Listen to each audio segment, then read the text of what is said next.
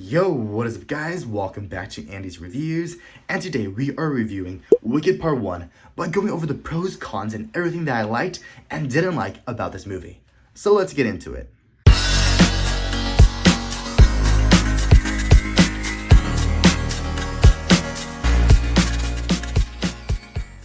Which of course brings to the pros. Honestly, one of the things that I really liked about this movie has to be the amazing chemistry between both Ariana Grande and Cynthia, who plays the Wicked Witch in this movie.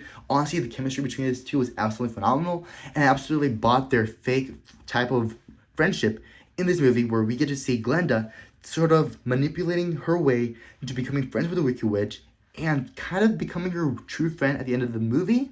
And honestly, it was amazingly well acted. Yes, I do admit that Glenda is a very, very generic character in her personality and very, very egotistical and self-centered personality, but I feel that Ariana Grande did an amazing job in portraying that selfishness and all that. And I do admit the Wicked Witch was pretty cool in my own personal opinion. It was nice seeing her being a very, very nice girl and ultimately becoming kind of wicked by the end of the movie when the Wizard of Oz decides to frame her for something she didn't do. And honestly, it was very, very, very well acted. And my only complaint with the Wicked Witch has to be the fact that this movie spends way too much time showing us her being very, very, very nice and not very, very pure wicked, like we get to see in the other Wizard of Oz movies, such as the one back in the 1900s, as well as the one by James Franco, which I really did appreciate growing up. But honestly, the chemistry between these two was absolutely incredible, which of course brings us to our next topic. The cinematography was also incredible in this movie. Honestly, the color palette was absolutely incredible. We got to see a bunch of bright yellows, greens, bright, red, pink, and all that. It was absolutely very, very colorful. Like, it was ripped straight out of a freaking storybook. It was absolutely beautiful. The yellow brick road was absolutely well designed. I was like, that's definitely the yellow brick road. And honestly, the set designs and the use of CGI really, really elevated the magical aspect of this film, which I really did appreciate and really made this film feel like a magical fairy tale and all that. It was absolutely incredible. And if you're into that cinematography aspect, go watch this movie. Which of course brings us into the third main thing that I thoroughly enjoyed about this movie. This movie is a part 1 and part 2 story movie type of duology, and honestly, this movie really, really benefits from that aspect because the first movie that I already watched basically details the Wicked Witch went from a very, very nice girl to an evil, wicked sorceress and all that. And really, honestly, this movie, part 1, basically details that exact story. And I'm assuming that part 2 will be the one that features the most action and the most evilness of the Wicked Witch. And honestly, I'm hyped for part 2.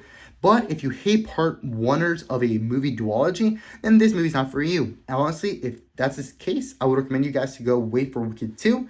Because part 1 basically is very, very predictable in that sense. But honestly, in my personal opinion, this movie benefits from the part 1 and part 2 duology of the film.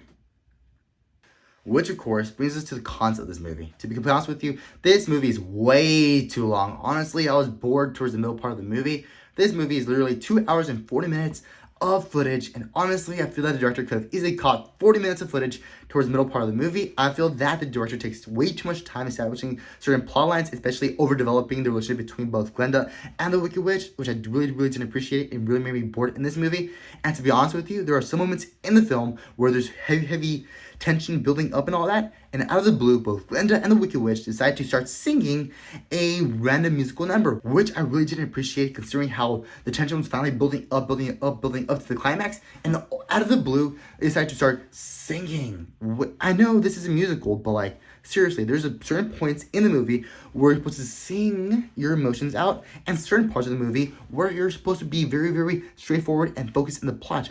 And seriously, like, I really didn't enjoy that aspect, and I feel that because easily shaving off 40 minutes to make this film more straightforward, concise, and way more rewatchable in the future. And yeah, honestly, it was way too long. Which, of course, brings us to the second thing that I didn't like. The second thing has to be the fact that this movie has a bunch of musical numbers. Honestly, I was freaking excruciating, painful in my own personal opinion. Yes, this is a musical, right? But this movie has way too much singing. Like, is it really necessary to sing every single emotion that you feel? Seriously, I feel that they should have reduced the number of musical numbers in this film. Yes, some fans really love singing their hearts out to the wicked songs and all that. But seriously, this is a no. This is a no-go in movies in general. This is too much musical numbers But fortunately enough, this had less musical numbers than Joker 2. Joker 2 was a very, very bad movie, but this was a major improvement in the musical genre in my own personal opinion. And yeah, seriously, if you like musicals and love singing your heart out, go watch this movie. But if you're a moderate fan of musicals, then be aware that this movie has a crap ton of musical numbers. And if you hate musicals, do not watch this movie whatsoever. Seriously, you're gonna hate the living guts out of it. And yeah.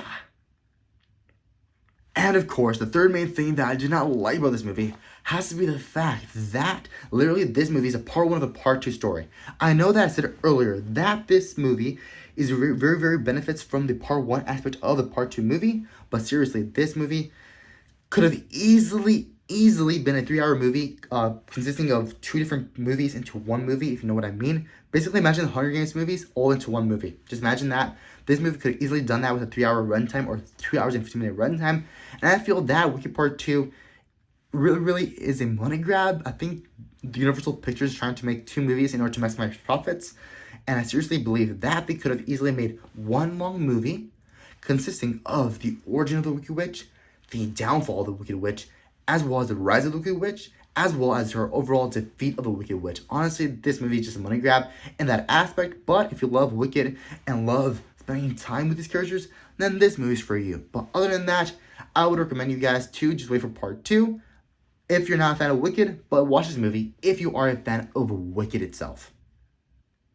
Well, there you have it. When it comes to placing this movie on the Andy's Reviews ranking system, I have to say that this movie deserves a solid 6 out of 10 chimichangas, a rewatchability score of roughly never ever in a million years for non-musical fans, and a bunch of times for musicals fans, as well as an overall grade of a C+. Well, there you have it. Please feel free to subscribe to this channel down below, leave a like on this video, and don't forget to comment down below letting me know your thoughts on this franchise and the musical of Wicked in general. And stay tuned for the next video.